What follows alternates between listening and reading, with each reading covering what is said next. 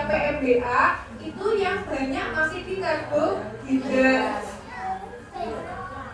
Proteinnya masih 30, protein hewani, protein nabati 10%, untuk sayurnya masih 25%. Karena anak-anak tidak terlalu butuh banyak sayur dibanding orang dewasa, itu sampai 35% sayurnya. Kalau bayi itu memang banyaknya dijago sama protein nya kalau dijumlahin jadi 40 G sama bayi.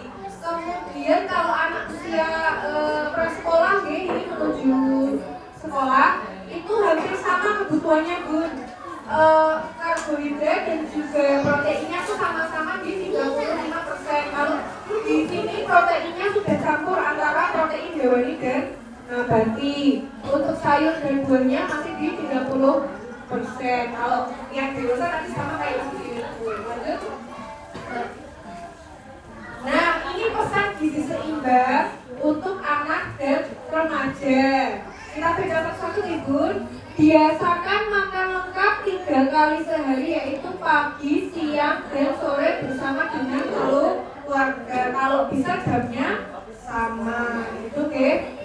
Supaya kalau orang diabetes biasanya jamnya juga harus sama karena supaya pengeluaran insulinnya itu juga bisa teratur. Kita sebelum diabetes juga harusnya sama, makan itu di jam yang sama gitu.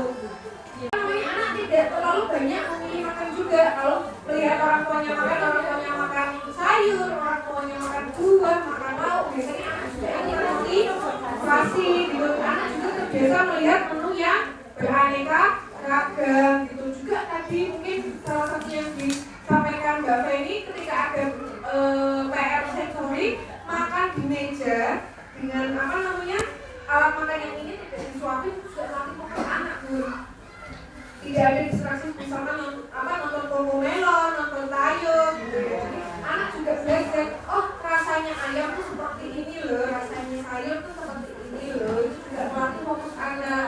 Kemudian pesan yang kedua, jika tidak memungkinkan makan bersama keluarga, biasakan membawa bekal makanan dan air putih dari rumah. Kalau di PAUD dibawakan bekal Bun?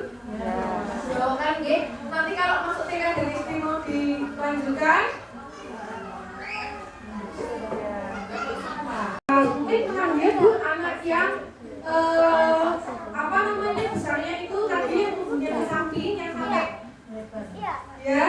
sampai tangan itu harus dihindari sampai gejala diarenya itu sembuh. Tapi kalau higienis ya sebenarnya ya benar bisa makannya yang higienis. Kemudian kalau misalkan anak mau muntah, yang dihindari apa Bun? Makanan berlemak, pedas, asam, dan juga bergas. Bergas tahu nggak tuh makanan yang bergas? Kol, buah-buahan kayak durian, nanas, mangga itu juga bergas deh. Nangka itu harus dihindari dulu sampai tadi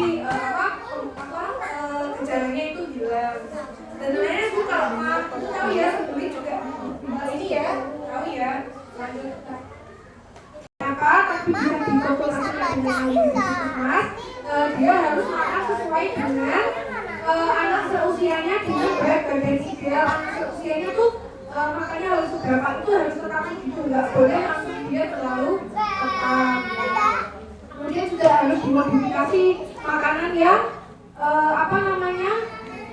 porsinya mungkin yang biasa dia makan biasanya banyak itu juga gula, garam, lemaknya harus dibatasi, diganti dengan rebusan atau rebusan gitu. Lanjut.